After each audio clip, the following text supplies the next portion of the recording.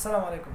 نن د کوم کتاب په اړه چې غږیږو دا کتاب د استاد حفظ الله عمر خیل کتاب دی چې نوم یې دی ژوند وکړو که ژوندي پاتې شو.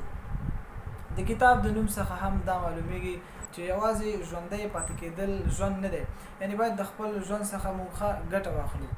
په دې کتاب کې ډېر داسې هڅونکې خبرې دي چې موږ د یو څه کولو ته مجبوروي چې موږ په خپل ژوند کې باید یو څه وکړو او خپل دغه قیمتي ژوند موږ بې ځایه تېر نه کړو. په دې کتاب کې ډېر او مهم بحث چې استاد کړی هغه زموږ د فکر د بڼې ټاکل دي، یعنی کوم عوامل دي چې زموږ د فکر بڼه ټاکي. استاد په دغه کتاب کې دغه عوامل درې ښودلي دي چې یو چاپېریال دی، دویم زده کړې دي او همداشان دریم هغه تجربه ده. یعنی چاپېریال په دې معنی چې موږ په یو داسې چاپېریال کې که اوسېږو چې د هغه ځای خلک د هغې ذهنیت مثبت وي، ښه خلک وي، نیک خلک وي، نو زموږ ذهنیت د هغو سره مثبت کېږي. خو که موږ په یو داسې چاپېریال کې اوسېږو چې هلته ټول خلک منفي ذهنیت لري او خلک بې لارې دي، خپل ځواني، خپل پیسې، خپل وخت په بې ځایه څیزونو کې تېروي، نو موږ هم د هغوی عادات خپلوو او زموږ د فکر بڼه هم هغو سره منفي کېږي. همداشان دویم زده کړې ښودلې. زده کړې په دوه ډوله دي، یو رسمي زده کړې، بل غیر رسمي زده کړې. یعنی رسمي زده کړې هغه ده چې موږ په علمي ساحو کې د لارښودو استادانو لخوا زده کوو، او غیر رسمي زده کړې به هغه ده چې موږ ته د کور لخوا کوم تربیه راکول کېږي، موږ خپله کوم مطالعات کوو، مثال کتابونه لولو او یا د نور منابعو څخه موږ یو څه زده کوو. یعنی دا ټول غیر رسمي زده کړې دي.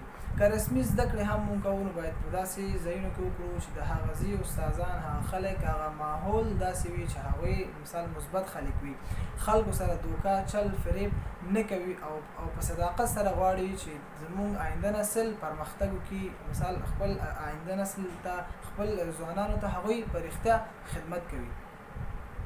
او که موږ مثال کتابونه لولو نو باید داسې کتابونه ولولو چې زموږ ژوند مثبت لوري ته بیایي.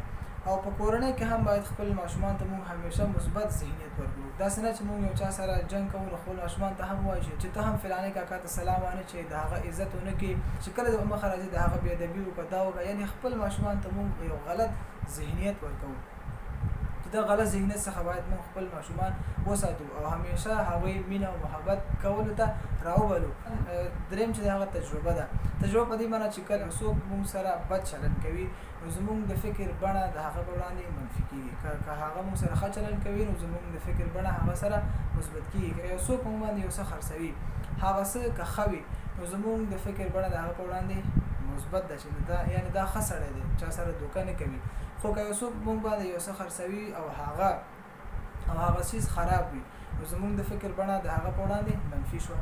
همداشان په دغه کتاب کې استاد د ځوانانو په اړه ډېر ښه بحث کړی چې ځوان څوک دی، د ځوان مسؤلیت څه دی، او په کوم ټولنه کې چې اوسېږي، په کوم هېواد کې چې اوسېږي، یعنې د هېواد په جوړولو کې کوم رول دا لوبولی شي. بدبختانه زموږ اکثره ځوانان تاسو ګورئ چې نن سبا د بېلاریو خواته روان دي، یعنې عمر به یې ډېر کم وي خو مثال سګرټ، وسکي، نور بېلاریو ته به لاس اچوي. مشران دي د هغو څخه ما خپله د یو څو نفر څخه پوښتنه کړې، هغوی وایي چې موږ د خپل ملګرو سره کېناستو نو هغوی سګرټ څښل، نو ما هم د هغوی عادت خپل کړی دی، نو خو اوس هغوی پښیمانه دي. نو دا اوس اوسني ځوانان هم چې کوم بېلاري کوي، مثال سګرټ څښي یا خپل وخت بې ځایه تېروي، خپل ځواني بې ځایه تېروي، نو دوی هم بیا وروسته به پښیمانه وي. خو د هغه پښیمانتیا نه دا ښه دی چې اوس باید موږ لارې ته راشو او دغه بېلاري ونه کړو او د خپل هېواد په جوړولو کې ټول لاسونه سره ورکړو او خپل دغه هېواد د بدبختیو څخه خلاص کړو.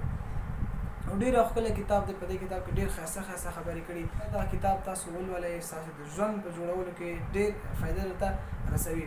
نو که دا ویډیو مو خوښ شوی نو خپل ملګرو سره هم شریک کړئ. ډېر مننه تاسو څخه.